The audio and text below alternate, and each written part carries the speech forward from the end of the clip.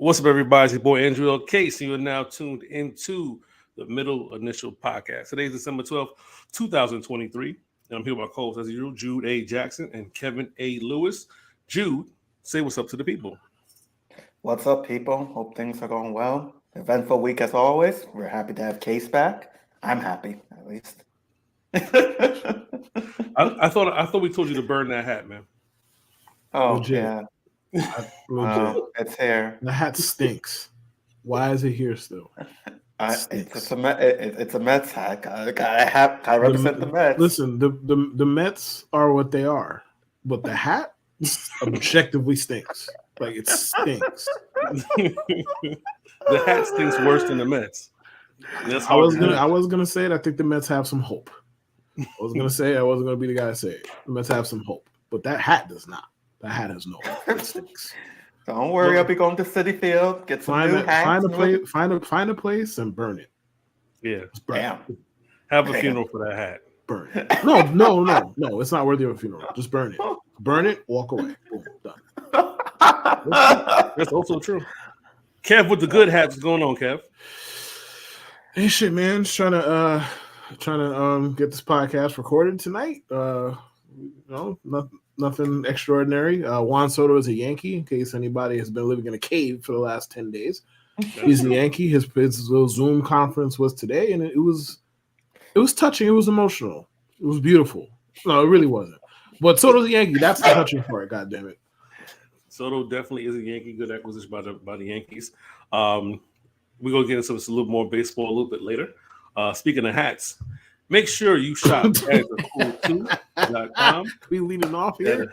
We're leading right. We jumping right off into it. Dadsacool2.com. You know, for the bad bitchery I see. Promo code MIPod69. You get yourself a brand new Dadsacool hat. That's dadsacool2.com. You want to be a bad bitch like Case? Go buy stuff from Dadsacool2. If you want to get flown out too. Hold on. Flown out like. That's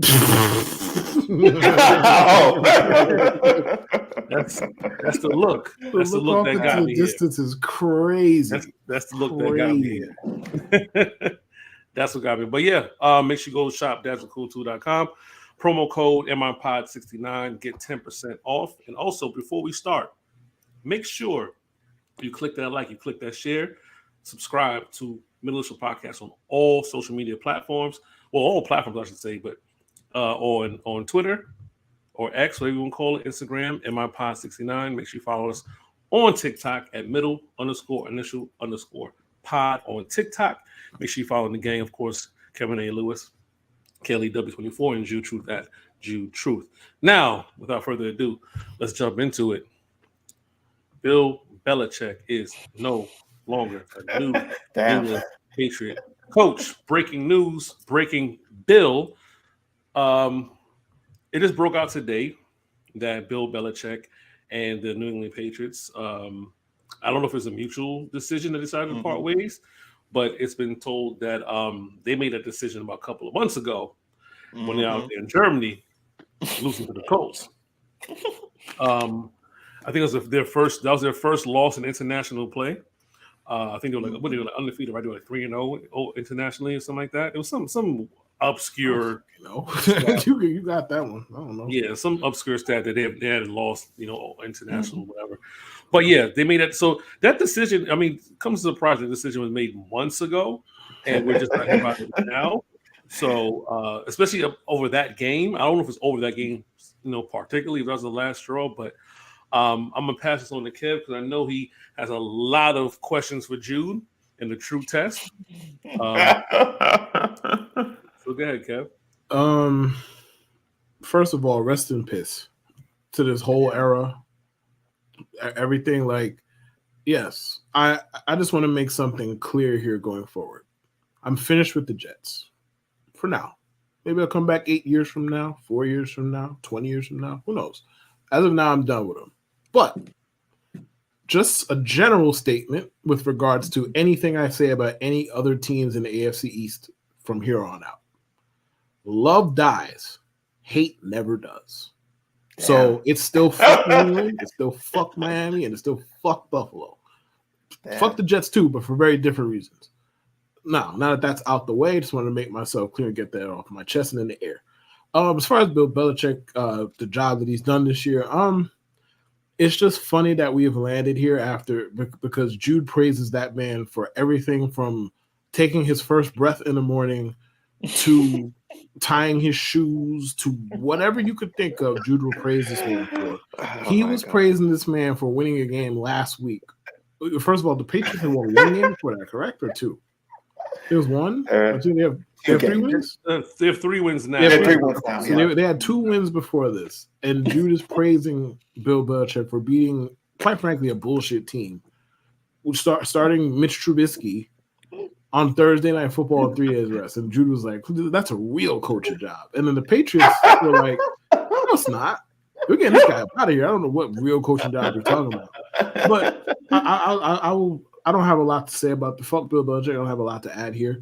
I would like to ask Jude a question. Hi, Jude. This is Kevin Lewis from the Middle Initial Podcast.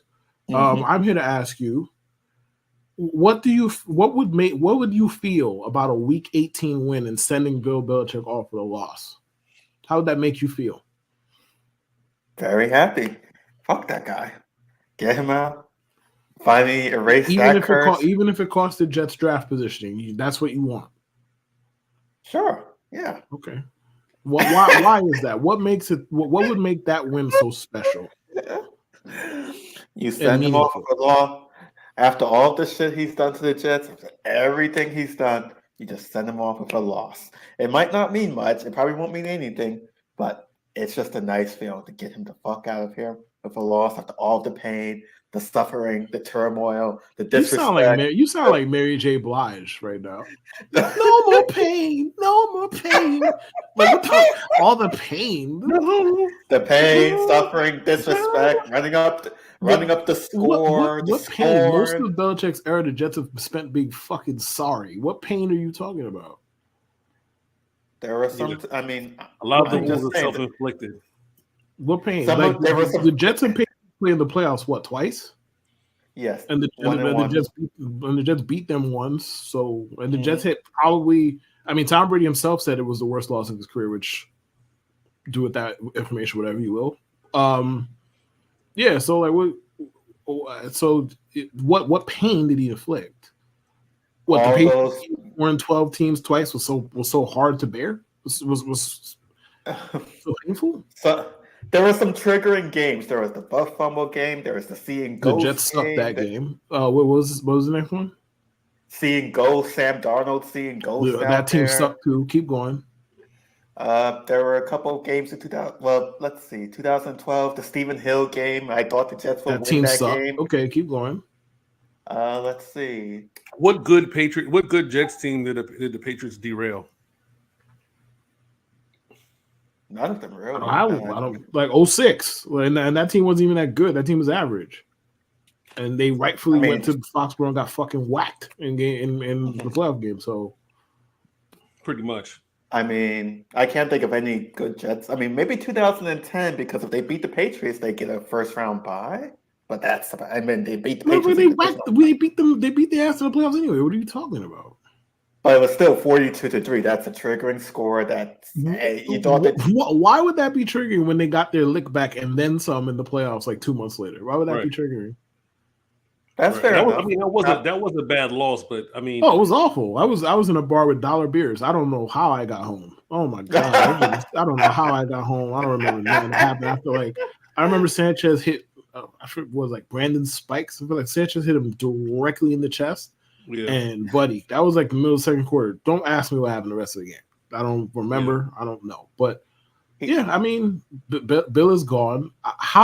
Given that he is your favorite coach, Jude, how are you dealing with? I mean, then again, he's not retiring. So, like when he takes the Chargers job, or excuse me, sorry, whatever other job, like you can latch on to them and overpraise Bill Belichick for everything when he's there too. But how does it make you feel that the Patriots are giving up on such an icon? How does it make you feel? Well, I mean, every relationship has its course. The Eagles did this with Andy Reid. Patriots are going to do it with Bill Belichick. It happens. Do you think they're making a mistake?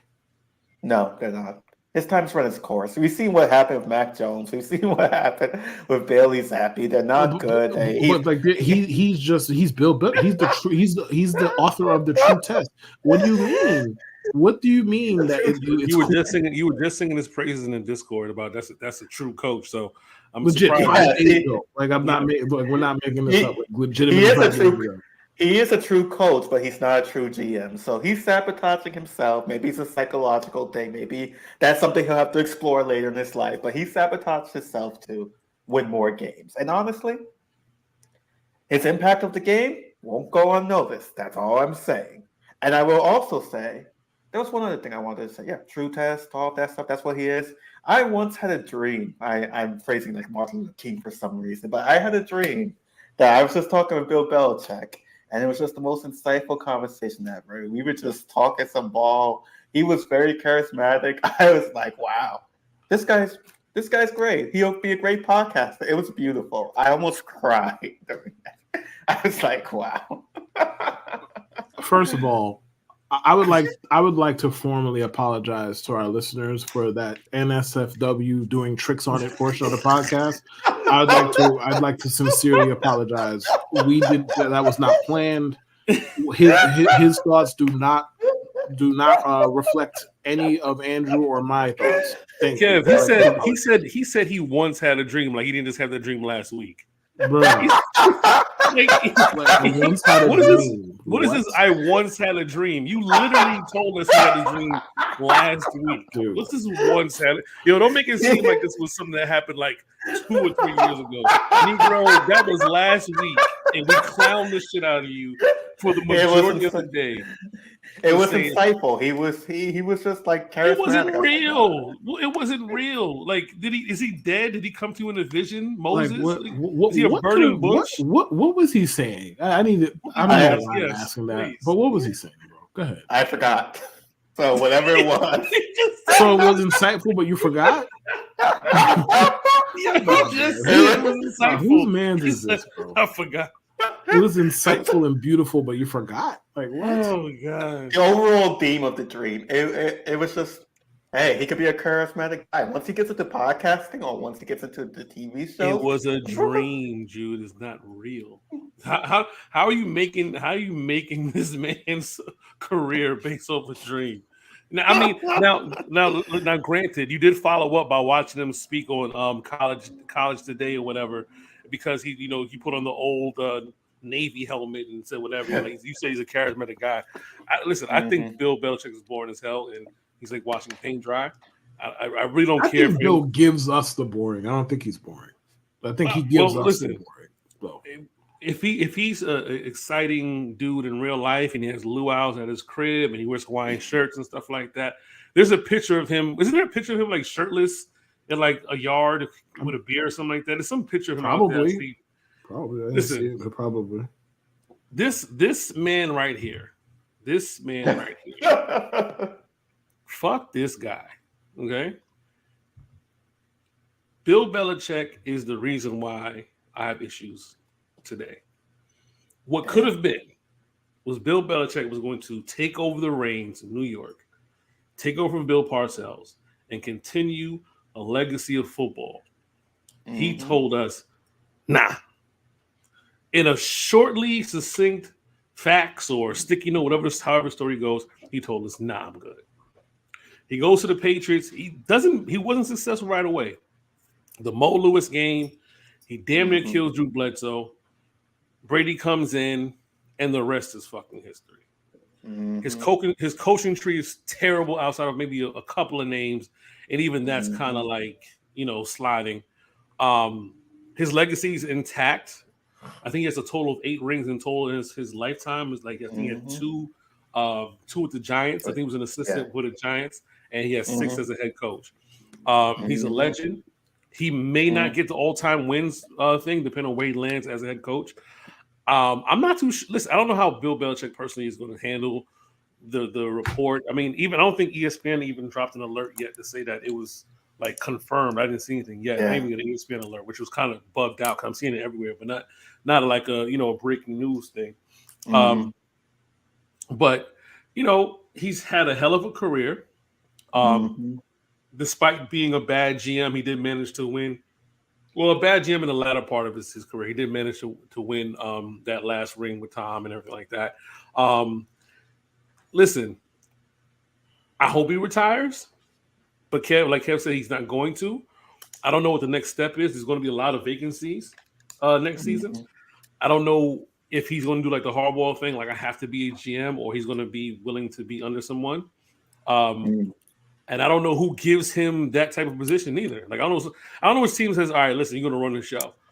If I were to guess, but they're no longer a part of the equation, I would have said if this was a Daniel Snyder ran Commanders team, right?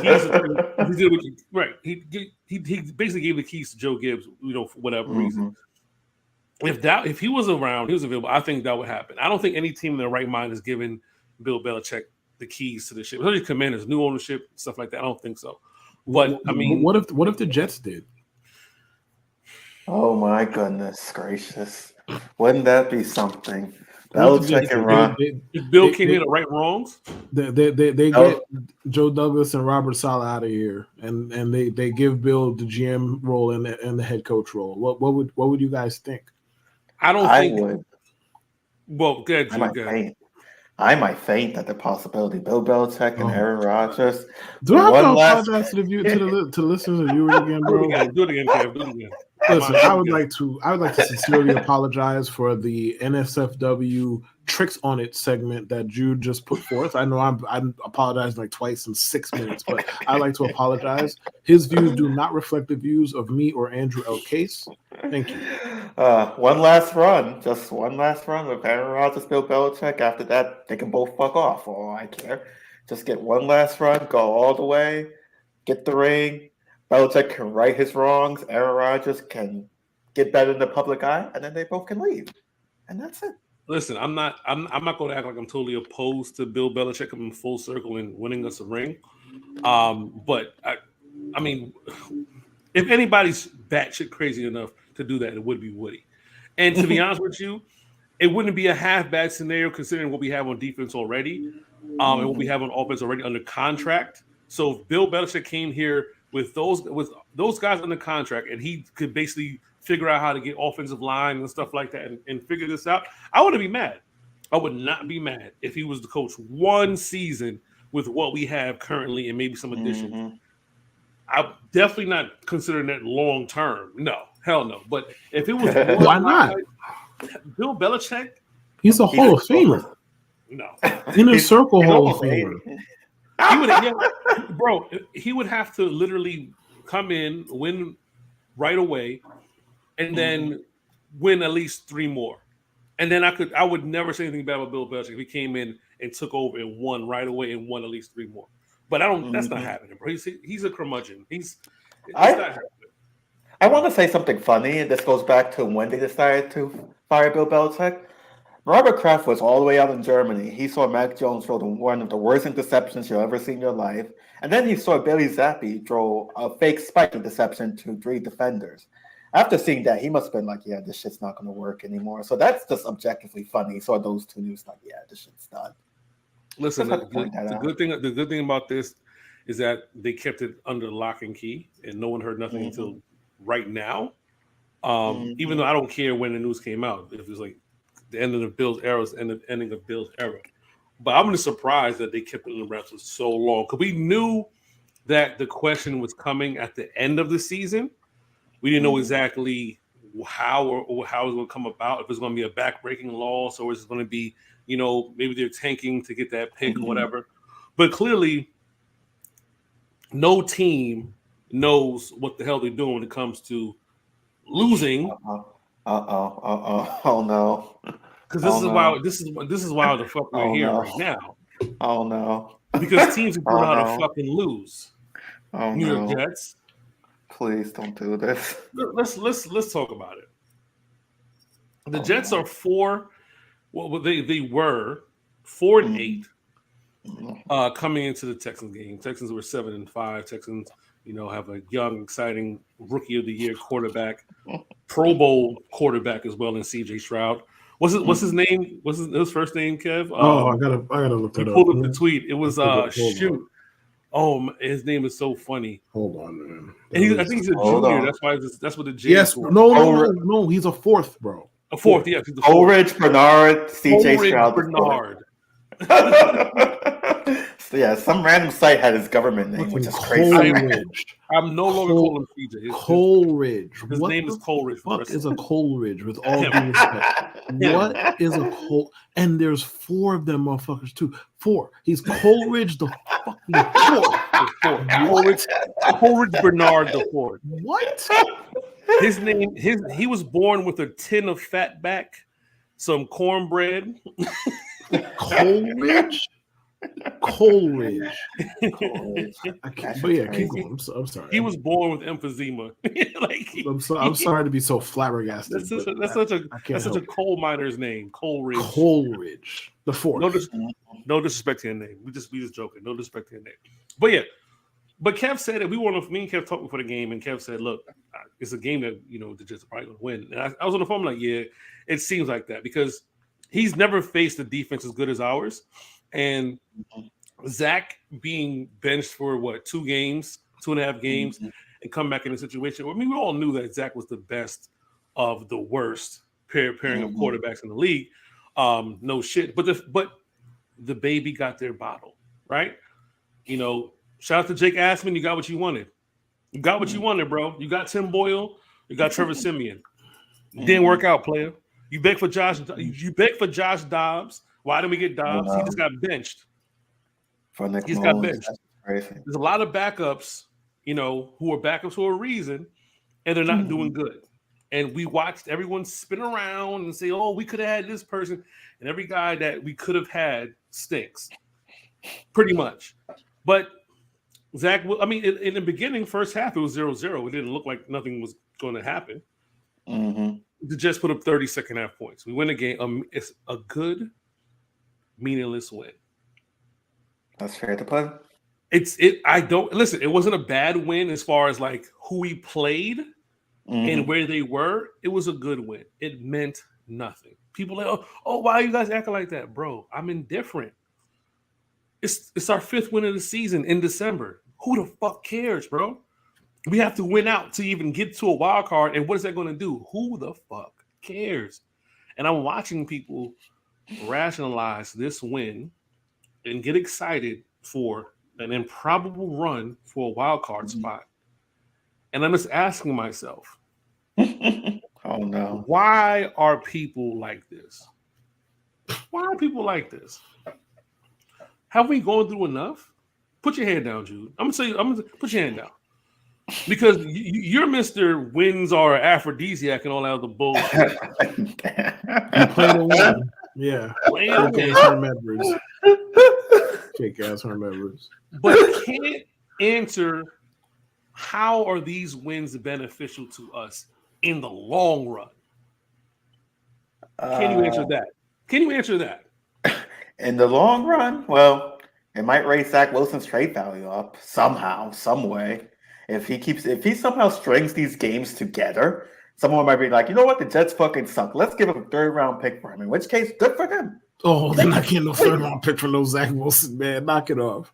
No, like you should hope that whatever the last month, whatever happens in the last month turns your 6th round pick to a 4th.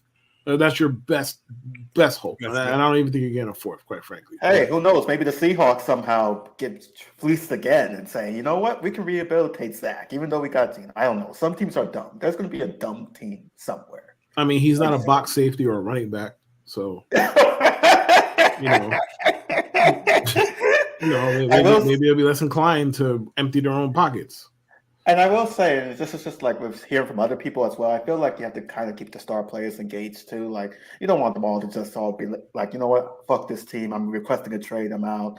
So that's the only reason. Other than that, I mean, in regards to the game, the game wasn't really that eventful. Even though Jets put up 30 points, it wasn't like some crazy splash plays or whatnot. There were some really good throws by Zach.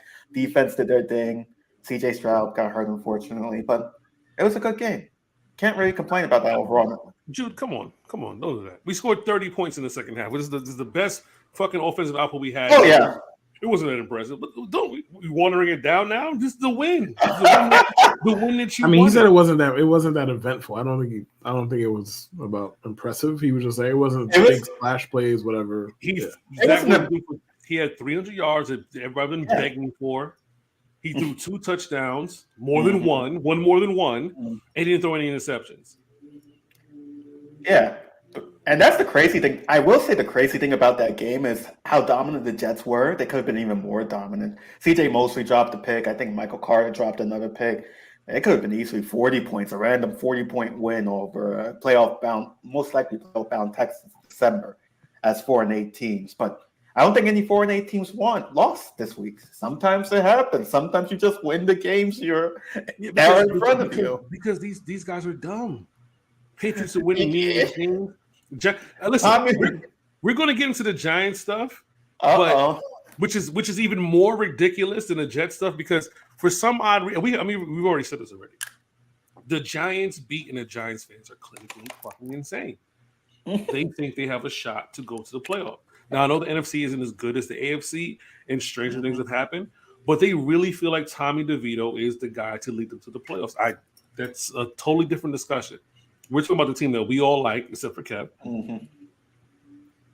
The win in itself was a good win. If this was 3 weeks ago, I'm all for it. Kev might still be a fan if this was 3 weeks ago. If it was against the Raiders or against the Chargers, where it fucking mattered, Kev might still be here on board. Correct. The problem with this win is Zach Rosenblatt tweets, the Jets finally decided to open up the playbook. Finally decided to open the playbook. That's problem number one. Problem number two, people believe that Saleh listened to the fans, and that's the reason why he benched Zach Wilson. That's problem number two. I don't understand. No, and I'm here to say this, guys. Nobody gives a fuck what you guys think. Damn. No disrespect. No one gives a fuck what we think. No disrespect. No disrespect. There's a level of where the fans matter, but not to the level you think that Saleh is looking at tweets and saying we should bench Zach Wilson. What the fans think matters to one person, and that's Woody. Outside of that, it doesn't matter. Yeah. He's the biggest, we listen to the fans. Now, there's some truths and there's some lies. And I know Kev knows a lot of the lies. So I'm gonna let Kev handle some of the truth and lies surrounding this whole ordeal leading up to this improbable win. Go ahead, Kev. I am so glad that I'm disconnected and I don't have to read or I still read it. So I don't have to care about the whole, oh, why don't you guys care? It's a nice win versus tank. It's just, I'm glad I'm separated from it because ultimately the people who like to big up meaningless wins say stuff like, what's tanking gotten us in the past? And it's like, well, one, the Jets have never actually completed the tank, like full tank. I'm not talking about pick number 4, pick number 5. They've never completed the full tank. The last time the Jets picked number 1 was fucking 1998, was it not? No, 1996. 1996, excuse me. Yeah, 98 the Jets made the AFC title. Sorry, 96, excuse me. So I don't quite understand. The Jets have won a lot of bullshit, meaningless December games, and that's gotten them nowhere too. So if we're gonna go what's it done for you? Nothing's done anything for the Jets. They've sucked at everything. I don't know what you want. The Zach Wilson conversation it's batshit crazy. Doing victory laps because he's better than Tim Boyle makes every single anti-Zach person's point that he's ass. Like it makes if you are celebrating and doing I told you, and granted, listen, I've done a lot of shameless I told you soing before, so I'm not gonna act like I'm above it. But brother, because he's better than Tim Boyle was what, a 7th round draft pick. Yeah. Who, like his senior year, he threw like what, 1 touchdown or something heinous like that, like 11 games or whatever the fuck the stat line was. Garbage. What? So garbage. Why do y'all care so much? You know what the Jets quarterback room is? It's picking out who the smartest moron is. Why does it matter? They're all fucking dumb. Why does it matter? They all suck. The people who were saying Tim Boyle's better than Zach Wilson, they did exist, sure. They said one bad quarterback is worse than the other or better than the other. We're doing victory laps because he played one good half, like not even a game. Because Zach Wilson, if he's shown anything in this run or era, it's he can't put together a good full game. It's a quarter, it's a half. It's never a full fucking game. So he puts together a good half, and I'm not here to take nothing away from him. He played great. That's probably the best half he's ever played. Good for him. Not even here, not knocking him. Just, I don't know why the people who like Zach or defend Zach but claim that they don't, like Dan. Yeah, I said it. Dan defends him every day and claims he doesn't. I'm just like, Dan, do you understand that I'm the type of person who will pull out the dictionary meaning of a word and put it in the damn chat and show you, yes, this is exactly what you're doing. I'm not playing around with definitions and how it's received. No, here's the literal definition of the word defend. You do this every single day. And then we'll point and be like, how come you're so repetitive? It's like, Dan, look in the mirror. Please get a mirror. Look at it. But regardless, the defense of this kid is just like, we're like, oh, they never should have benched him. I told you he was the best chance. Bro, they were under 500 with him starting. With one of the league's very preeminent defenses. They were under 500 with this kid starting. He's not the answer. And listen, if he bottles up the second half and plays 4 more games like this to close out the fucking season, good for him. That doesn't change what happened the first 10 games of the year. You could blame it on whoever you want. You could blame it on Hackett. He definitely takes some blame here. The injuries, they definitely take some blame here. The Jets have been cycling through offensive linemen crazy. So I'm not here to even say that this is all on him. I'm saying if you're taking a victory lap over one half of football, what the fuck are you really doing? And what's your agenda here with a guy who's not good and objectively has been one of the worst quarterbacks ever drafted? This is not a situation where I'm exaggerating how bad he is or I'm talking shit because I don't like him. I don't like him, but I'm not talking shit because I don't like him. I'm just talking shit because he sucks. And it's objectively bad. Not, oh, I got to squint hard and nitpick. And all of the stats are bad. The film is bad. The stats are bad. Everything, the process is bad. His footwork is bad. Everything about this guy is bad. And he plays one good half of football after being unfairly benched. And now we're revising history now. And he always gave us the best chance. It was like, yeah, did he give you a better chance of winning Tim fucking Boyle? Yes. Nobody's arguing. No, not many people, not many sane people are arguing this shit. That does not make him any less ass. And you're not making the point you think you're making when you're doing victory laps because he's better than fucking Tim Boyle. I will say one thing, too, that I saw a bit of, where many people were saying, oh, the Jets panicked and benched Zach Wilson. I'm thinking to myself, oh, my God. They allowed him to start for 10 games. Like, there's no panic when you're starting a guy for 10 games. Now, if they benched him after the Patriots game, which arguably they should have, then, yeah, you can argue they panicked. But it was 10 games. 2.5 months, 4 and 6. That's when they benched him. They had to bench him. They scored like. I don't even think they had to bench him. Right. I don't think they had to bench him. They didn't have to bench him. They didn't have to bench him. It wasn't the coach had to bench him, but like benching that guy shouldn't cause a ruckus either. Like that's the thing. It should not cause a ruckus. There should not be victory laps after he comes in and plays one good half.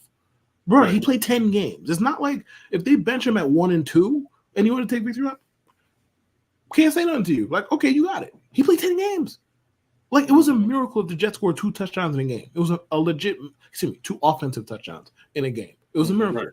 So, like, that guy getting benched should not cause any kind of ruckus. He's bad. He got benched. Like, yes, the guy who he got benched for is worse. Sure. Fine. He is. Sure. Why this is something to victory lap over is fucking beyond me. But Jets fans are really weird about Zach Wilson, even though like it's clear, or at least it should be clear that his time is coming to an end. They're really fucking weird. And like, no, good. No, I want to say one last thing to go to an overall point is that I did the math, If the Jets scored exactly 17 points, no more, no less, in every single game, so that means 2 touchdowns and a field goal. And you can skip 1 quarter of scoring, so you don't even have to score for an entire quarter. 2 touchdowns and a field goal, they're 7-6 right now.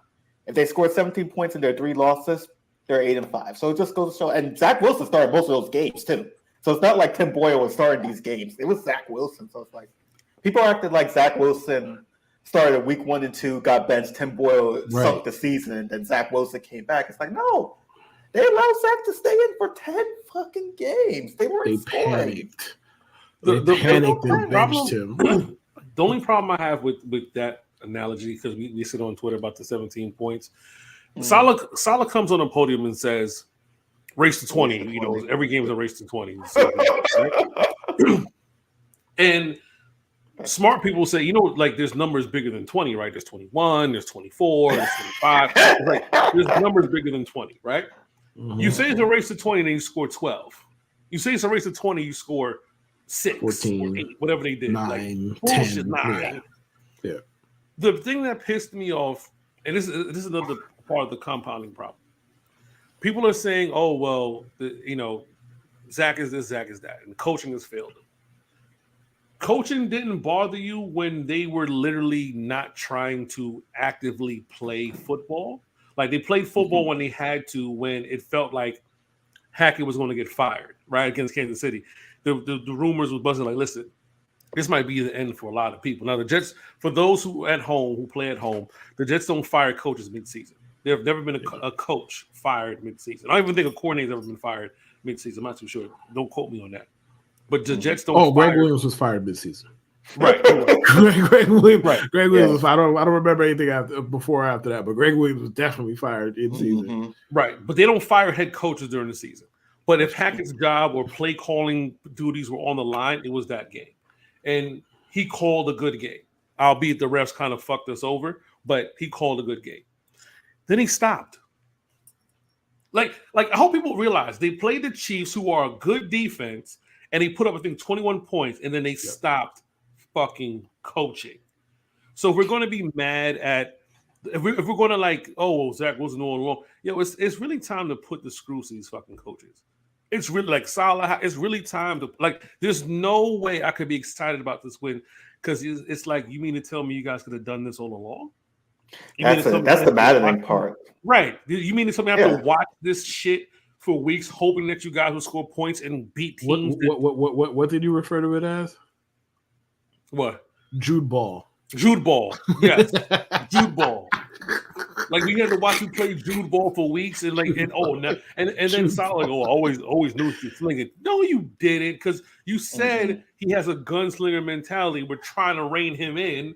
Then you said it was a race to 20, and now you're saying, he just had to blank it out. Shut the fuck up. Robert be saying whatever, man. Just shut the fuck up, Robert. But that comment was, he just got to let it rip. Robert. Word to Gail King. Robert. Robert. Like,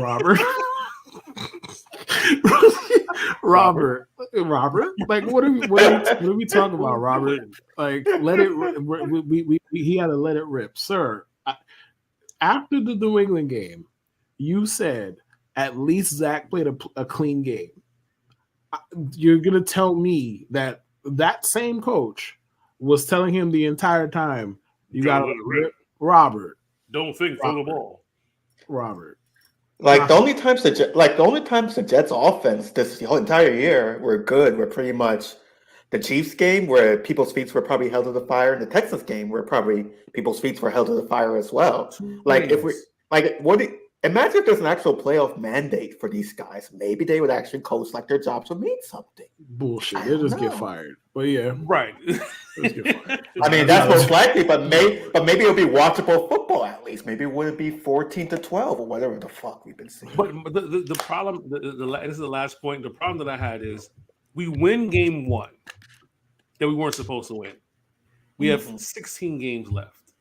Mm-hmm. We know Rodgers is probably out for the rest of the season. Mm-hmm. What do you have to lose? You have nothing to lose. Your job should be safe. At least from what we've heard, your job should be safe. Mm-hmm. We know that you don't want to play Wilson, but you're going to play Wilson. let it go. Just let it rip. Yes. Sam Howell this shit. Yeah. As much as people talk about how good Sam Howell is, like Sam Howell's throwing like I think he's on pace to make like 750, maybe 800 attempts for this season. That's somebody letting it rip. He's been sacked 55 plus times. That's someone letting it fucking rip. Hey man, I'm gonna preemptively pause this or AO this, but Sam Howell has an affinity for sacks. He has a fetish for sacks. That is all. Wow. He never made a sack. He didn't.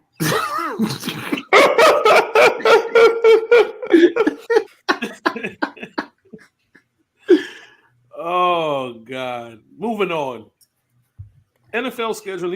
You guys are fucking idiots. You guys are dumb. I don't know why I decided to put on 2 Monday Night Football games simultaneously last night. And it wasn't like they were like the greatest to choose from, but they were both. I'll put it like this. Here's the reason I really messed it up. They were both down to the wire. Titans, Dolphins, Giants, Packers are both down to the wire. But what we're going to talk about right now is Titans, Dolphins. The Dolphins can't play against good defenses. They just can't play against good defense. It's one of those things. Like, there's a couple of teams this season. If you look at strength of schedule, the strength of victory, and I think the Dolphins. I don't know. I gotta check again to see what the strength of victory is. But the Dolphins can't beat teams with like top 10 defenses. They can't beat playoff teams. Like just don't do well against teams like that. But this was particularly bad because they had like how much? What was the lead, Jude? It was like a 27-13 with 3 minutes left. 3 and change left. Yes, and they gave it up. They gave it up, and the final play of the game was just like, pathetic. It was 4th and 1. 4th and 1, and it's like you can't just run the ball. You can't do it. You can't take a sack in that position. It's like two was just like, yeah, it was bad. But I'm gonna let you guys talk about it again, Jude. So, I didn't get a chance to watch this game all that much. It's just fun to laugh at the Dolphins online because fuck them. But the funny thing is, I think Tyreek Hill got hurt for most of that game, and you can kind of see a couple of things. A, you can see how valuable Tyreek Hill is to that offense because they didn't look quite the same. And B, you can kind of see why Tyreek Hill should really be considered for MVP because the Dolphins are a very different team without him. Very, very different team. That's about, Will Levis, he's a boss. He's a boss. Being down 27-13 and you're making big throws like that, big plays, he's good. That's about it. I don't really have much takeaways from that. Good, Oh yeah, listen, I'm just here to laugh. I don't really got no fucking football based takes or who was beating man defense. I don't get none of it. I'm just here to the Dolphins have put so many comical December losses on the books over the last like 20 years. And I just like to say I appreciate them for it.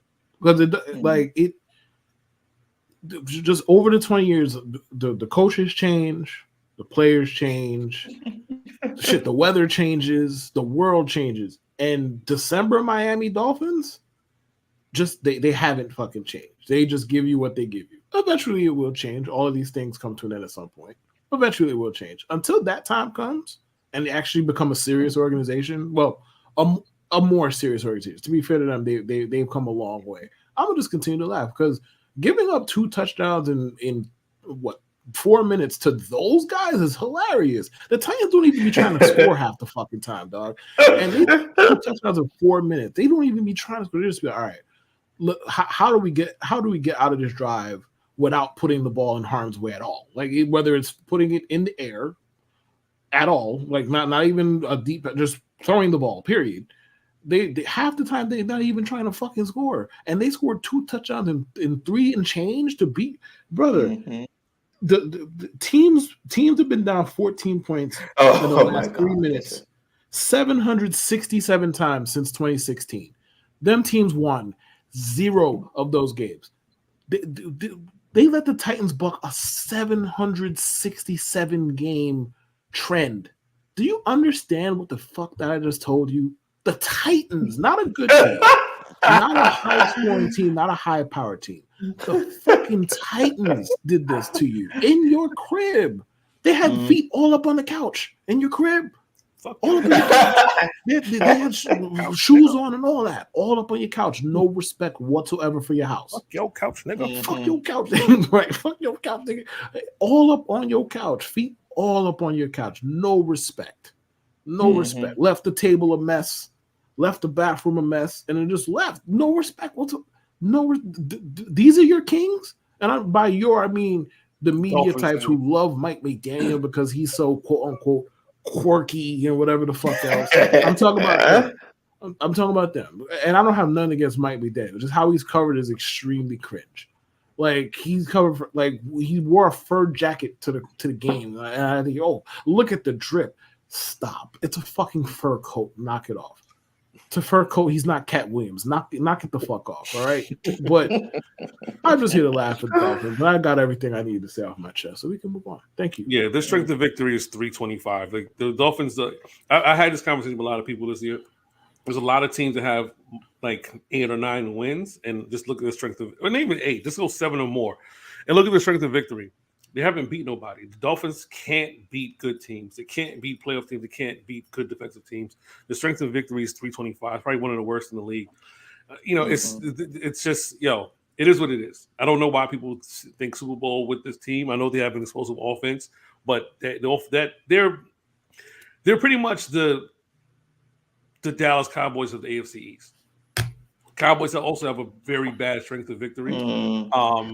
They beat 2 teams, Seahawks borderline playoff team, and they beat the Eagles finally.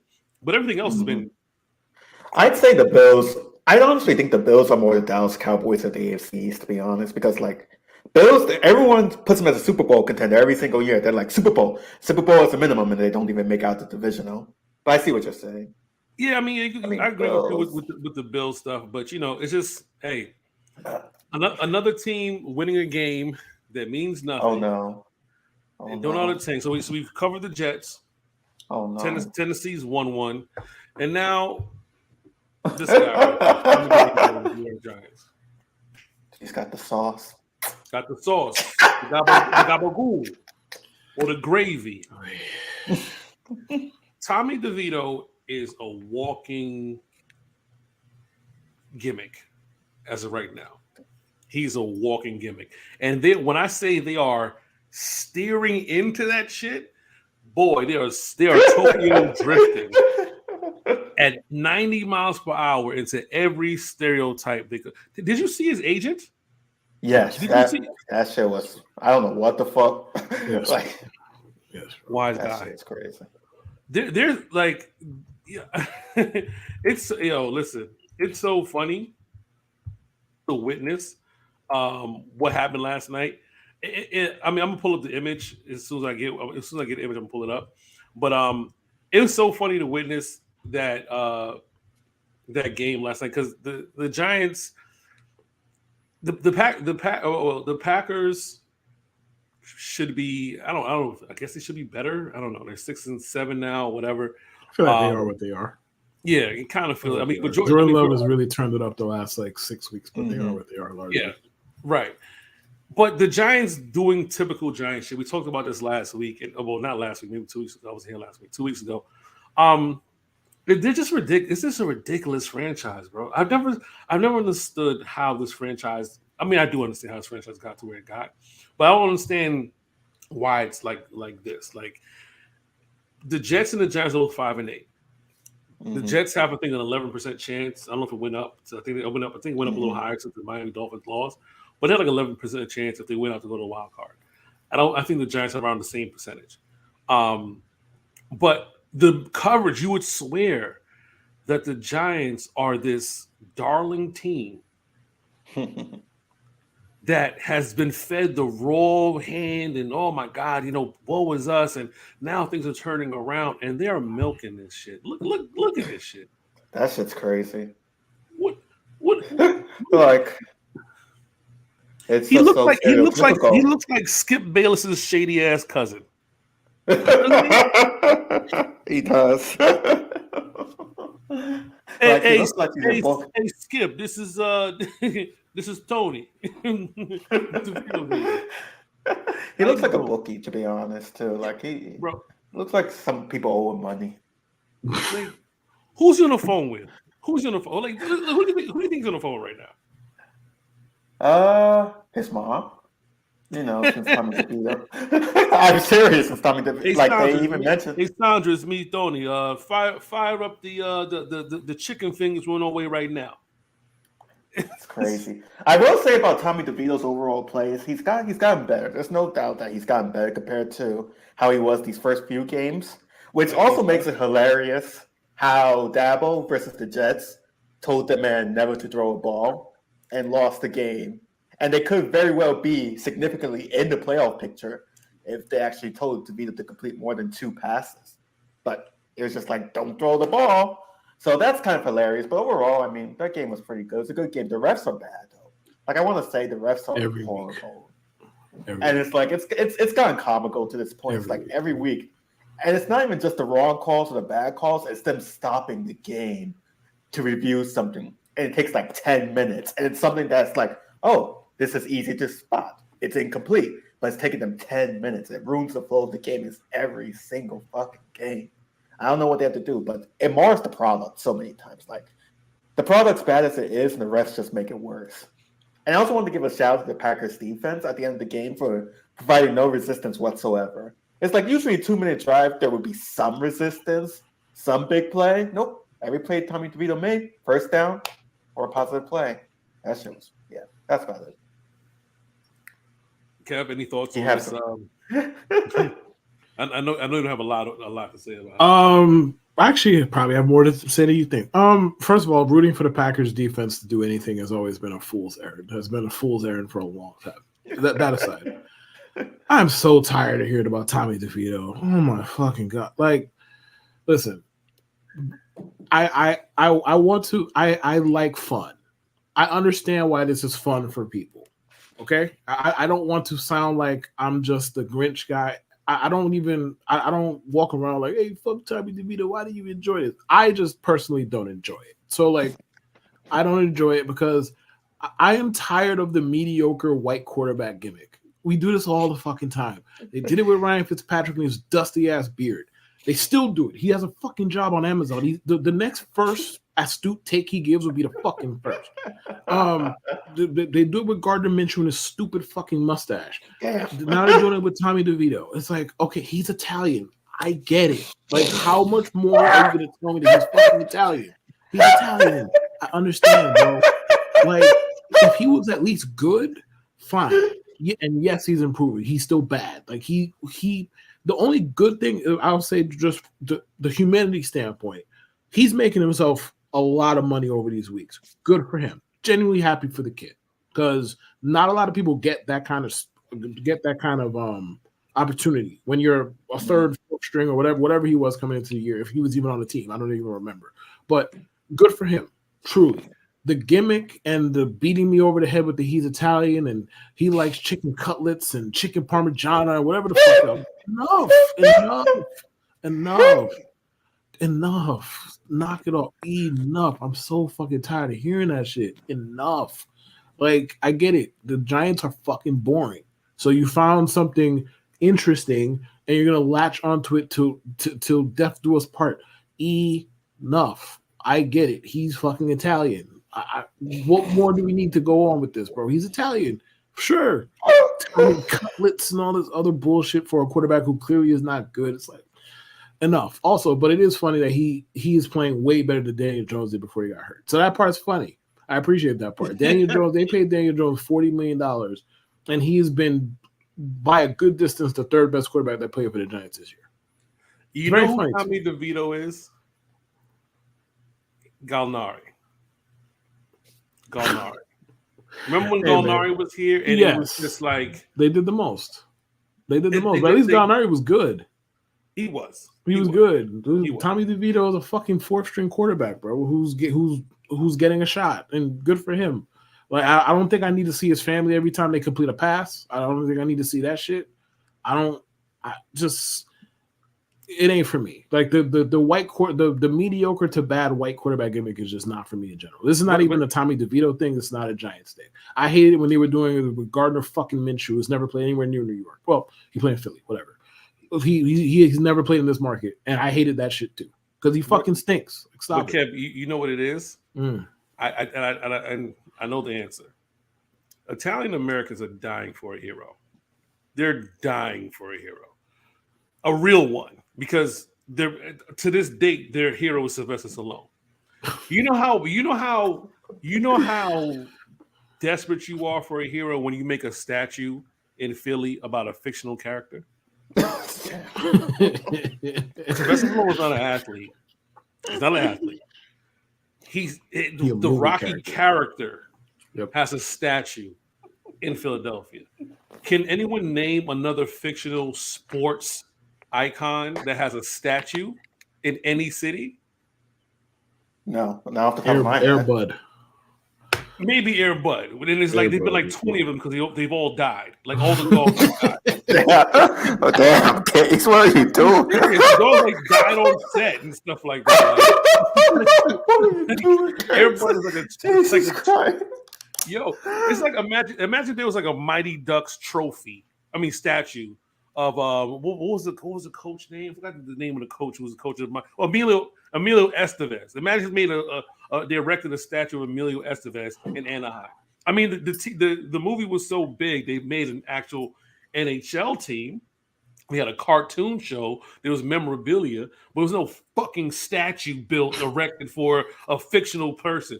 And I just think that the Italian Americans, their heroes have been Sylvester Stallone, Rocky, the kids from Jersey Shore, and whatever athlete who's good for like a couple of weeks. And I get it. You guys are desperate for a hero, and Devito is that guy right now who lives in the basement with his mom, and she cooks good, whatever the case may be, chicken cutlets. Yeah, chicken cutlets.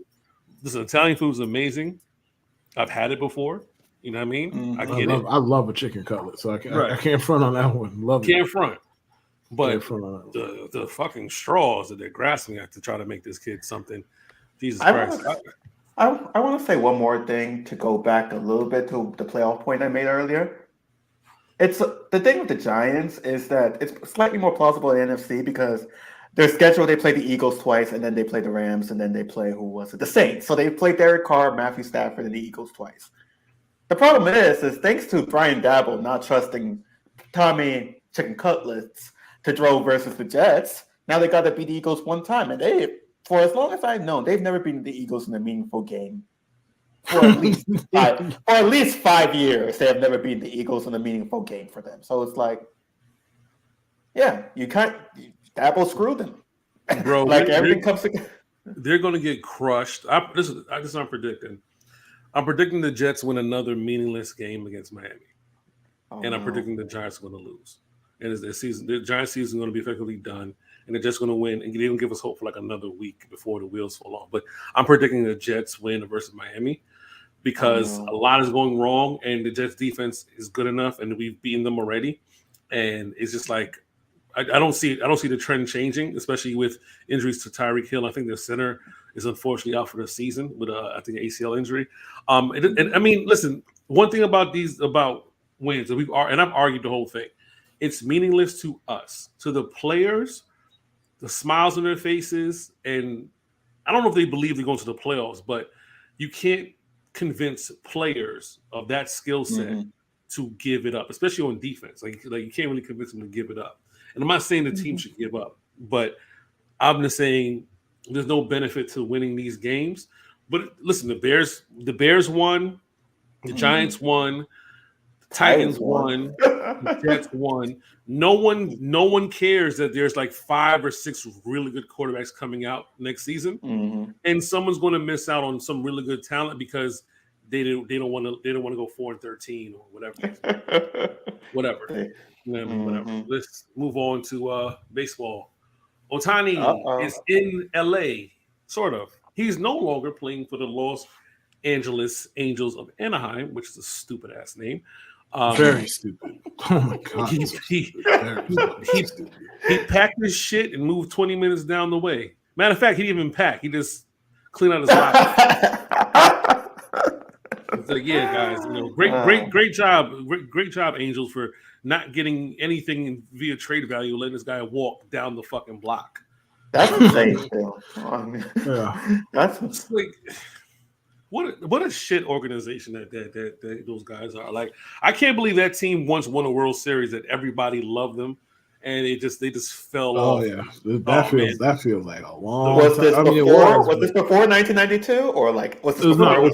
This was like 2000. Yeah. Oh, this was the Rally Monkey and the they banned the noise, the sticks.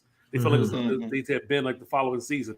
But this is a team a franchise that had a young team that won a ring and then fell off, and then like somewhere down the line you get Trout, then you get Pujols for some reason, and then you actually get some real talent, and you never built a roster. Like they never built a roster. But for the fact that you could have traded Shohei and got some pieces to build a roster, I wonder how long before Trout's either asked to be traded or when's his contract up, Kev? A long time from now, Bucko. Like 5 years, 6 years, something like that. Yeah, I wonder if how long before Trout says enough, because he's been playing a good soldier for a long time. And for someone of his magnitude to not be on a playoff team is a waste of fucking talent. He has a lot of money, not as much as Shohei's getting, but we'll get into that right now. Shohei got 10 years, $700 million from the Los Angeles Dodgers, and the immediate thought is, wow, they're paying him $70 million a year. But wait, here's more.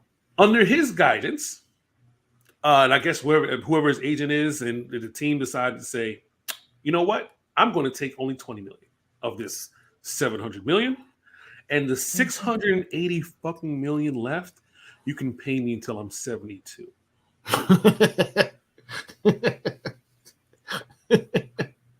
Listen, somebody said the Los Angeles Dodgers are paying Shohei on Afterpay.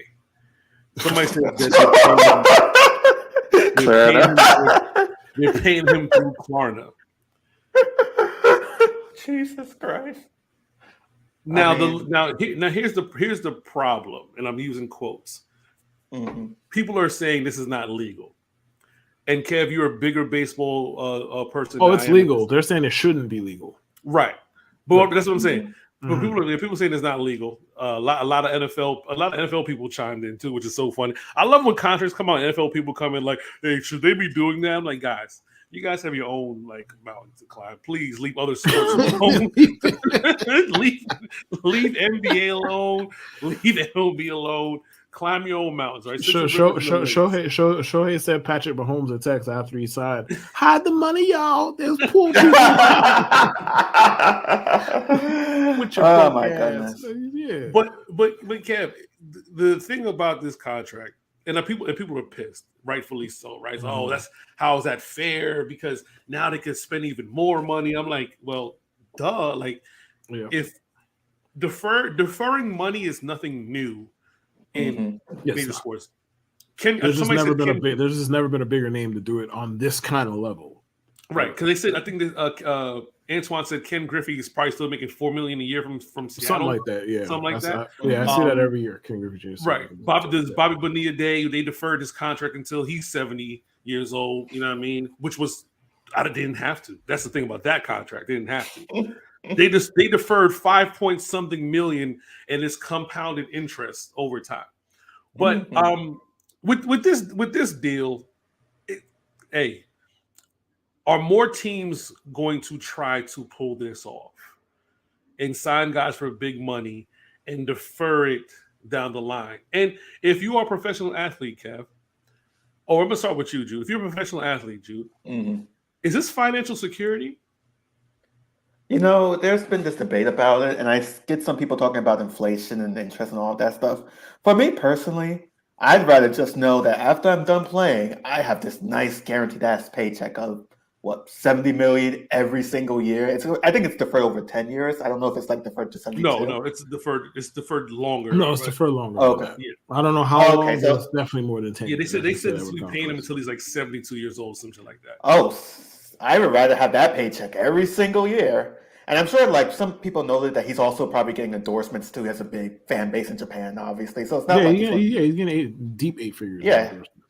So he's not gonna be like hurting for money, but it's like you like that little bit of like, you could just chill, just get a nice few million dollar paycheck. That's good. But yeah, I don't blame Shohei for doing this. And it helps the Dodgers win, and he probably wants to win at this point. That's why he went to the Dodgers and not the Blue Jays with Drake. He went to an actual team that wants to win. So he went to the Dodgers. So he went to the Dodgers to win, and they're going to have the space to get players and win. And to your question, I know you mentioned other MLB owners, they're not going to do this. The players are probably going to be like, no, we want all of our money now. And honestly, the MLB owners, the Reds aren't going to do this. The Rays, what MLB team's really going to do this besides the Yankees, the Dodgers, and maybe the Mets? Well, some will. Yeah. Some will. Because here's the thing, and thank you for segueing me perfectly, unintentionally. Appreciate you. The thing about the contract is it's a 10-year, $700 million contract in the same way some of these NFL contracts are what they are. The real of it is it's a 10-year, $460 million contract. And they're just paying him interest after he's done. Like, that's the real of it. They presented it how they presented it for their own reasons, shock value reasons. His agent gets to say, hey, my client got $700 million. Mookie Betts is next up, or whoever it is, like $40 million. Like, oh, y'all broke. Like, they get to play that. They get to play that card. So, like, is it technically skirting around the CBT line? Yes. Like, yes, it is actively, finding a runaround. It's yes, 100%. Now, Shohei was the one who brought it up. And Shohei also offered this same thing to other teams. Now, obviously, he wanted it from the Dodgers. That's why he's there. And I feel like it was the worst kept secret in baseball for like 3 years. He wanted to be a Dodger. He was going to be a Dodger. But he offered the same thing to the Giants. The Giants were willing to do it.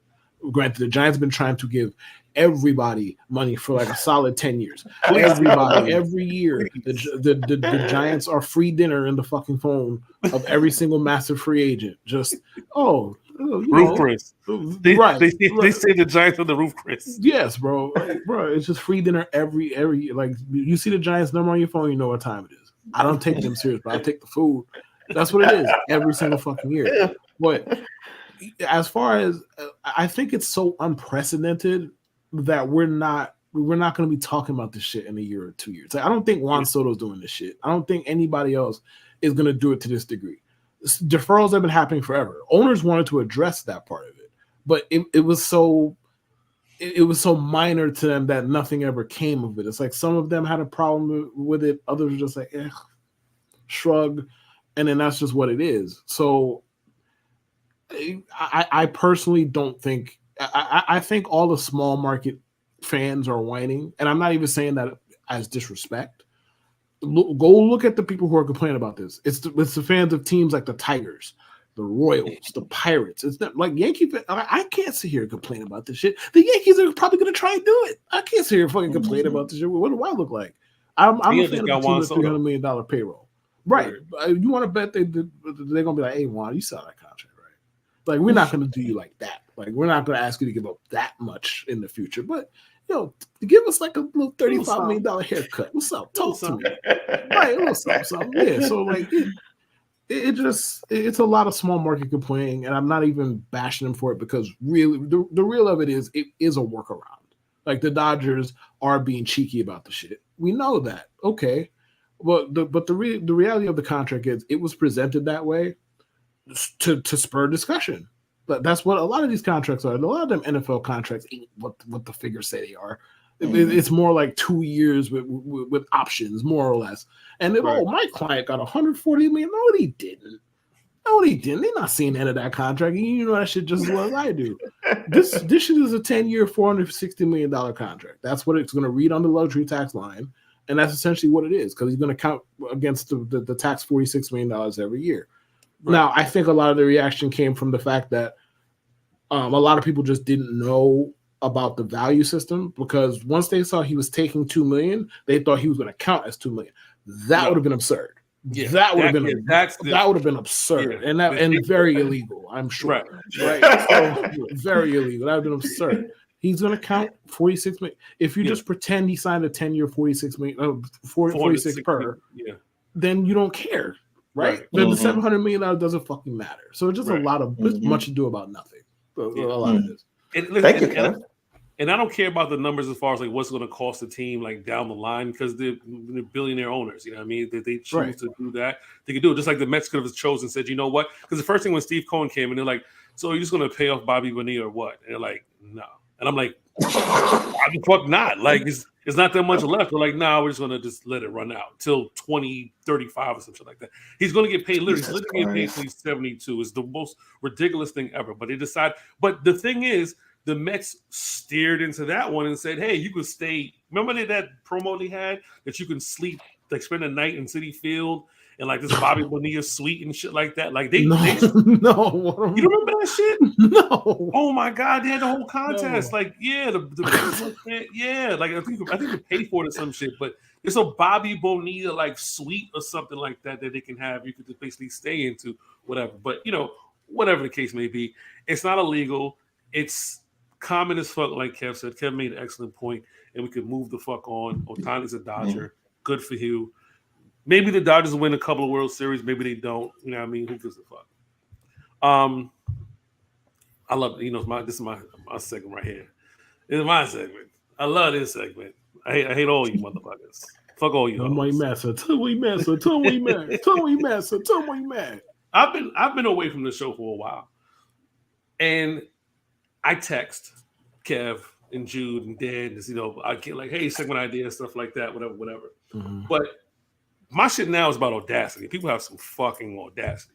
I didn't screenshot this tweet. I'm gonna read this tweet from Chris Mano, Man of Steel, 17. It's not a shout out because this tweet is stupid. But it says, might be in the minority, but what can I say? Loyalty is a big deal to me. I want to see two dudes turn it around and show out so bad here in New York. Zach Wilson and Giancarlo Stanton catch endless shots around here. Both just take it in stride, never duck media, and assume responsibility always. And media here is no joke. I respect dudes like that and root for them till the wheels fall off. I'm old school like that. Okay. The audacity to compare Giancarlo Stanton to fucking Zach Wilson. Oh. The audacity. Oh, you were clapping? That's bullshit. The audacity. No, I was clapping sarcastically at that. The National League MVP, the guy who rips 30-plus home runs every season, is being compared to Zach Wilson about turning it around. Do you know the equivalent of a Giancarlo Stanton to a Zach Wilson in NFL terms? Let's just say, for arguments, I don't even say Josh Allen, but let's say Josh Allen was Giancarlo Stanton. And it's not a fair equivalent because so with Stanton, yes, he strikes out, and Kev can attest to what Stanton doesn't do well, right? Strikes out, double plays, whatever the case may be. But he tears the cover off the fucking ball. Mm-hmm. What adversity has Zach Wilson brought upon himself that he didn't deserve, that wasn't self-inflicted? The fucking audacity for you to try to make Zach Wilson anything more but a bad quarterback. Like it is what it is. He's a bad quarterback. People, back up. He's the number 2 overall pick, and he's the backup to Aaron Rodgers. You're comparing him to other backups. You're not comparing him to. He's not a starter that you're comparing to backups. You're comparing a backup to other fucking backups. The audacity. Stop with the false equivalence. It makes no sense. Giancarlo Stanton is an all-star. He's a fucking MVP. He might be a World Series champion. It's Giancarlo. Giancarlo, whatever. I've watched you butcher the man's name enough while asking to respect him at the same time. It's John. It's not John because in Spanish, there's no he himself will tell you it's John. What the fuck are you talking about? The case really just actually Giancarlo Stanton. Bro, my man is arguing the pronunciation of another man's name. It's insane. You can say it shouldn't be pronounced John. It shouldn't be because if you read the Spanish alphabet, the G is not pronounced that way. It's E. A, B, C, D, E, F, E. Hold that guy. Hey, yeah. Tú hablas español, I had no idea we were gonna get a Spanish. Oh yeah. lesson You could spell. in the show today. You could spell, but I got a little international on versatility, right? I guess. Yeah, take that. Show versatility, I guess. Wow. Men of many talents. Wow. Keep going. But no, please stop with the false equivalence. Stop it. Stanton is fucking. He's good, and Wilson isn't. Andrew. My hate's going to go to Patrick Mahomes. And the reason it's going to go to Patrick Mahomes is because he's projecting. At the end of the game, he's shaking Josh Allen's hand. He's like, that's a bullshit-ass call. I can't believe that's the worst thing I've ever seen. It's not, hey, good game, Josh Allen. Or, hey, hard-fought game. It's that bullshit. And it's like, Patrick, Kadarius Toney literally cost you 2 games this year. This isn't a joke. His existence on the field cost you 2 games this year. 2. Marquez Valdes-Scantling cost you another game this year. So that's 3. And I'm pretty sure receivers probably cost them the other 2 games as well, being as inefficient as they are. So why the fuck are you blaming the rest? And why are you projecting this on Josh Allen? Josh Allen's trying to shake. He's had a big win. He saves Sean McDermott from more slander because he criticized. I mean, I could answer that question if you're actually looking for an answer to it. Sure, right quick. Because he can't say his receivers stink. Like if you mad at your girl at home and you go out on the street and start taking that out on coworkers, I'm not suggesting that you do it. I'm not saying it's good, but you could say shit to Jake at the job that you ain't gonna say to your baby moms or your girl or whatever at home. So it's like that's what it is. He can't come out to the press and be like, Kadarius Toney is a 2-pack of ass. He can't say that. He might think it. He can't say it. So that's why all of it is now at the refs. Like he has to be thinking at this point because it's like, dude, he has eyes that work, right? Like, yeah, of course he's fucking thinking that shit. Yeah, bro. And it's like there was a lot of anger that game, Jude. Like Chris Jones was yelling at whatever coach he was. Yeah, they were. He was. I mean, I try to read lips, but he clearly said, "Take your unit out." Right. He said, your unit out. Yeah. Not. I was like, oh shit. So, yeah, he was mad as hell. Then the position coach slammed the surface. Yeah, and then Patrick Mahomes is slamming his helmet, and it's like the Bills are ready to fall apart at any moment now. Their story came out of their coach talking about Al Qaeda and all that shit, and it's like, oh my god, we didn't talk about that. They're ready to fall apart. They're like 2 losses away from falling apart. We didn't talk about that. That's our bad. I mean, it's crazy to think about, and then all that, and you're the receiver, and he's not like he's a little bit offside. He's literally like what, half a yard offside. It's like his head was over the line of scrimmage. I will say this. I think Dan Orlovsky had the best and fairest point about this. The player was at fault, and the referees were at fault. Not for that play in particular. Tony had lined up in a similar way like 8 other times in the game, and if you look at the footage, nobody said anything. That is on the referees. Like either you got to call it or you got to say something. If you call it once, I'm assuming they'll figure it out. You didn't call it at all until that play. Of course they're going to be upset about that shit. Now they did a lot of heavy duty ass whining. Not going to sit here and act like they didn't, but it's not just about Tony and it's not just about the Chiefs. Like the referees dropped the ball too. Everybody dropped the ball. Mm-hmm. But Kev, didn't the Chiefs also get away with the offensive lineman moving back in motion for like a couple of games? Yes. Too? No, yeah. They got away for a lot. He was lined up the right tackle. Right tackle. He kept moving before he was lined up illegally on that fucking play. Like they like 2 people were lined up illegally on the same fucking play. They didn't say Yeah, that's the thing. It's like, get mad at Kadarius Toney for existing, but Josh Allen just had the biggest game of his life, and he's like, yeah, bro. That's not the biggest game of his life. Okay, I'm sorry. I'm sorry. Okay, it was one of the bigger games of his life. It wasn't. Bro, they were up. Josh Allen has played in the playoffs like 4 times. No, it was not. Bro, they were up 14-0, and they almost folded. It was not one of the biggest games of his career. So are you surprised? Are you surprised they almost folded? Because their coach gets, from what I've heard, reading the article, the coach gets a little bit of a tight sphincter when the games get nice and close. You could tell. I could have told you that before even knowing that officially. I could have told you that. Like he coaches a tight ass brand of football. He does, bro. Yes. We didn't talk about it, but Kev, go ahead, Kev. You have any hate? Oh yeah. This is about Steve Cohen.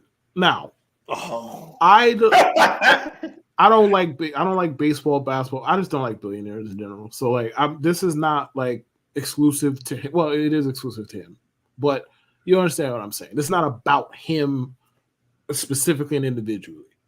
The writers that do all of this beef riding and fucking water carrying for this dude and have been doing this for 3 years are fucking insane. I've been hearing for 3 years, nobody's going to outbid Uncle Steve. And they call him Uncle Steve, mind you, which is outrageous. Nobody's going to outbid Uncle Steve. And Uncle Steve gets what Uncle Steve wants. And this, that, and the third. And like, I've watched it, I've looked at it, and I've largely been like, whatever. Because I don't have a problem with the Mets. And like, I get it. People like to bootlick billionaires. This is not new. Okay? So I've largely ignored it, right? Then Saturday, the Shohei Ohtani piece news drops. And I saw 3 different Mets-related outlets on some like, Steve didn't want to go there with Shohei Ohtani. We do not have to make Shohei Ohtani telling Steve Cohen and the Mets to pound sand. Some referendum on Steve Cohen being fiscally fucking responsible. Shohei didn't want to be there. You know how I know he didn't want to be there? He told the Yankees to fucking pound sand 6 years ago. They play in the same fucking state. They play in the same state. Stop. They play in the same fucking state. Stop. No, this is not going to be fucking responsible. If Shohei fucking called them and said, yo, I will sign for exactly what the Dodgers have on the offer. You think Steve is going to be like, no, I can't do that. I got to be fiscally responsible. No, stop. No. Listen, Steve, eventually, like, if the Mets build a better culture and have some long-term sustained success, they're going to be a great free agent destination. As of now, they're not. I'm not saying it can't change. As of now, they're fucking not, right? They don't have the legacy for all of that, and they don't have the current core of winning for all of that. But fuck all of that. Stop. We don't have to do this. Steve is good for the game. Anybody who cares that much about their team winning and will spend, I will vouch for them being good for the game. We don't have to ride his dick like this for everything he does or does not do. We really fucking don't. You tried to make not signing Shohei Ohtani into a financial literacy. Are you out of your fucking minds? Seriously. Knock it off, bro. Like, how shameless. Bring back shame. It's about to be Christmas, bro. Go find that shit. It's in aisle 7 at Walmart. Bring back shame. Bring back shame. Because it can't be this. It can't, like, I saw this from multiple, like, oh, Steve probably didn't want to do that. He didn't want to go there with Shohei. It was smart for the Mets that he didn't. And it's like, if he came, bro, can you imagine how fast Steve Cohen would say yes if Shohei called him like, yo, I'll sign for this right now. Bro, Steve would have to put the phone down out of excitement before even answering him like, yes, let's go ahead. And I'm even saying, like, whether the Mets, I think the idea that your baseball team shouldn't sign Shohei Ohtani or it's not smart for them to do it is fucking lunacy, but that's beside the point. Steve Cohen not signing Shohei Ohtani was Shohei Ohtani telling him to fuck off. Politely. Telling him and the Mets to fuck off. It was nothing else, and we do not have to do this every time somebody spurns the Mets, because all the Mets have done since Steve has gotten there has got old dudes. That's all they've done. They've gotten fucking old and overpaid old dudes. That's all he's fucking done. And I'm not even saying this as slander to him. They made the playoffs, whatever, the first year he was there. They made the playoffs. They had a nice little run, whatever. Last year didn't go their way. They made, to me, smart moves at the deadline, getting good prospects and paying for them. Good. I'm not knocking anything about Steve Cohen's process. Stop dick riding. Like, that's all I'm asking. Stop. Or at least to this level. Please, stand up. Stand up. Stand up, bro. Please. Oh man, that was yo. Listen, man, that's my favorite portion of the show. My favorite portion of the show. Definitely hating on people. But also my other favorite portion of the show. It's been a long time since I've been live for this. It's the moment you've all been waiting for. Pull up a seat and get off your feet for Jude's Grooves.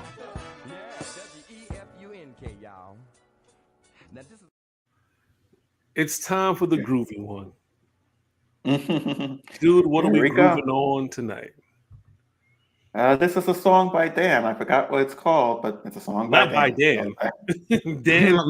Certainly not by Dan. Not by Dan. But we couldn't read nothing written by Dan on this show. I know we've read some wild shit, but could you imagine how wild a Dan written song would be? That shit would make Play look like church tapes.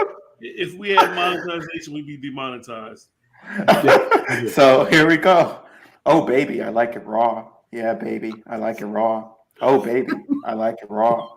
Yeah, baby, I like it raw. Shimmy, shimmy, yeah, shimmy, yeah, shimmy, yeah. Give me the mic so I can take it away. Off on the natural charge, Bon Voyage. Yeah, from the home of the Dodger Brooklyn squad. Wu-Tang Killer, bees on a swarm. Rain on your college-ass disco dorm. For you to even touch my skill, you got to put the one killer bee and he ain't gonna kill. Now chop that down, pass it all around. Lyrics get hard, quick cement to the ground. For any MC in any 52 states, I get psycho killer, Norman Bates. My producer slammed my flows like bam. Jump on stage, then I dip down. I like the way you talk. Oh baby, I like it raw. Yeah, baby, I like it raw. Oh baby, I like it raw. Yeah, baby. Enunciate a little bit. Say it a little slower, man. Enunciate a little. Oh baby, I like it raw. Yeah, baby, I like it raw. It's not shimmy, shimmy, shimmy, Give me the mic so I can take it away. Off on a natural charge, Bon Voyage. Yeah, from the home of the Dodger Brooklyn squad. Wu-Tang, killer bees on a swarm. Rain on your college-ass disco dorm. Free to even touch my skill. You got to put the one killer bee and he ain't gonna kill. Now chop that down, pass it all around. Lyrics get hard, quick cement to the ground. For any MC in any 52 states, I get psycho killer, Norman Bates. My producer slam my flow, it's like bam. Jump on the stage, then I dip down. I like the way you talk. Shimmy, shimmy, yeah, shimmy, yeah, shimmy, yeah. Shimmy, shimmy, yeah, shimmy, yeah. Shimmy, yeah. Shimmy, shimmy, yeah, shimmy, yeah, shimmy, yeah. Give me the mic so I can take it away. I kind of wish someone took this guy's pen away because I don't know. No. Listen. Nope. Wu-Tang beats niggas up. Shout out to Wu-Tang. Sorry. I didn't mean to say that. Rest in peace, ODB. RZA, Raekwon, Ghost. All of y'all, we not doing that, Jude. Shut up. It's bad enough that you. I don't mind them beating Jude up. So if you want to beat Jude up, they gonna fuck all us. They gonna fuck all of us up. They're not gonna fuck me because I'm not gonna be around. I'm not gonna be there. Birdman, put some respect on my name. One of y'all, 1, 2, 3 of y'all. I'm not gonna be there. Yo, Method Man's just fed. Chill out, chill. Sorry, it's a great song. This nigga said he's no. And he said, no. Thanks. We gotta cut your mic right there. Don't do that. Please. Oh shit, yo. If you made it this far into the show, we've come to a conclusion. Shout out to my boy Kev, KLEW24. Shout out to my main man Jude Truth. Make sure you follow us on Twitter at MyPod69. Make sure you subscribe to us on TikTok at middle_initial_pod on TikTok. Hit that like, hit that share. Please don't be a hater. You know what I mean? Doesn't make us greater. Don't be a motherfucking hater. I'm back, y'all. I'm back. I'll be back more often. And shout out to our new additions to the show. Before I go, this is episode 150. I should have made a bigger deal 150 episodes under the belt. As always, thank you, Kev. Thank you, Jude. Thank you, Dan. Thank you for every listener out there, everybody who messes with us and fucks with us. We have 3 new additions to the Ascension Podcast Network. We have Joel Metz holding us down in the Discord. Shout out to Joel Metz. Joel's been holding us down in the gambling portion. He's cashing out. Day 2 cashed out. He might cash it on day 3. Looking good right now. So if you want some extra chicken, like Joel say, you want that rent money, that Christmas money, hop up in that Discord. You know what I mean? We got 2 new hosts for in my pod Black Diamond, which will be back 2024, just in time for spring. We got Maddie Trainer, and we got Hugo. They're gonna be holding that down under the guise of myself and Kev for that new show. So be on the lookout for our new baseball show in the spring. Kev is already doing baseball with Underdog Fantasy, so we decided to give him a break and let him, do his own Thug Thizzle, his own show. Make sure you listen to that show. I will still have a hand in production, goddammit, because why not? He's definitely going to be. Yeah, I'll have a hand. I'll be behind the scenes more than in front of the camera. So so Kev still be handling the content and expanding his production branch for the MR Pod Black Diamond segment. So a lot of good things, but 150 episodes. Salute to you guys, the fans, for subscribing and listening. Like I said, you made it this far to the show. We appreciate you. Goodbye for now. Stay inspired by 69. Peace.